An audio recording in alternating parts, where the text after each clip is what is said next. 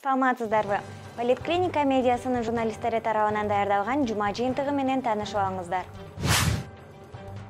11-июлда өткөн Бишкек шаардык кеңешине болгон шайлоонун жыйынтыктарын Туран, Улуу Журт жана Реформа партиялары тааныбай тургандыгын билдиришти. Президенттин атайын жарлыгы менен Коопсуздук кеңешинин төрагасынын орун басары кызматы түзүлдү. Бул кызматка Масадыков Талатбек дайындалды. Жалал-Абад облусунун Аксы районундагы Ак жол айыл аймагында катуу сел жүрүп, 8 адамды агызып кеткен. Маалыматтар боюнча, табигат кырсыгынан каза болгондор бир үй-бүлөнүн мүчөлөрү болушкан. Москванын түштүк-чыгышында Кыргызстан жана Тажикстандан барган мигранттар катышкан массалык мушташ болду.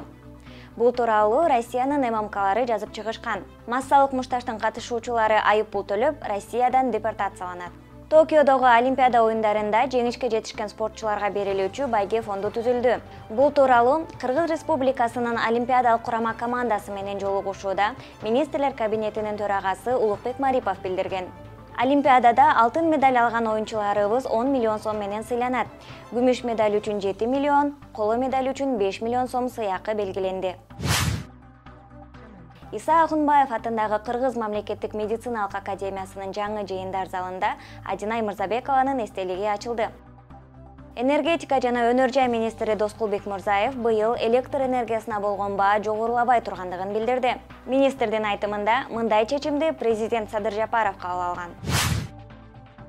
Афганистандын Бахон районунун Андемен айылынын тургундары болгон 347 кыргыз Талибан кыймылынын куралдуу аскерлеринен чочулап, Тажикстандын Мургап районуна качып киришти. Ысык көл эл аралык аэропорту Аэрофлот авиакомпаниясынын Москва-Бишкек-Москва жаңы каттамын тосуп алды. Москвадан Лихачев атындагы Airbus A320 учагы 79 жүргүнчүнү алып келди.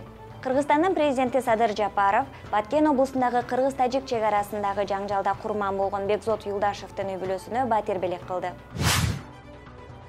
Бишкек шаарынын 1-май райондук соту экс-мэр Азиз Сурахматовдун баш коргоо чарасын өзгөртүп, тергөө аяктаганга чейин тил кат менен үй камагына чыгарды. УКМКнын басма сөз кызматы экс-мэр тергөө менен кызматташууга барып, келишим түзүүгө макул болгонун билдирди. Ал келтирилген зыяндын ордун төлөө үчүн 150 миллион сом мамлекетке төлөп берди. Жарандарды жеткиликтүү турак жай менен камсыз кылуу максатында министрлер кабинети Менин үйүм 2021-2026 мамлекеттик программасын бекитти. Мамлекеттик программанын алкагында 2026 жылга чейин 15 000 үй-бүлөнү турак жай менен камсыз кылуу максаты коюлган. Сиздер Политклиника медиасы тарабынан даярдалган жума жыйынтыгы менен тааныштыңыздар. Саламатта калыңыздар.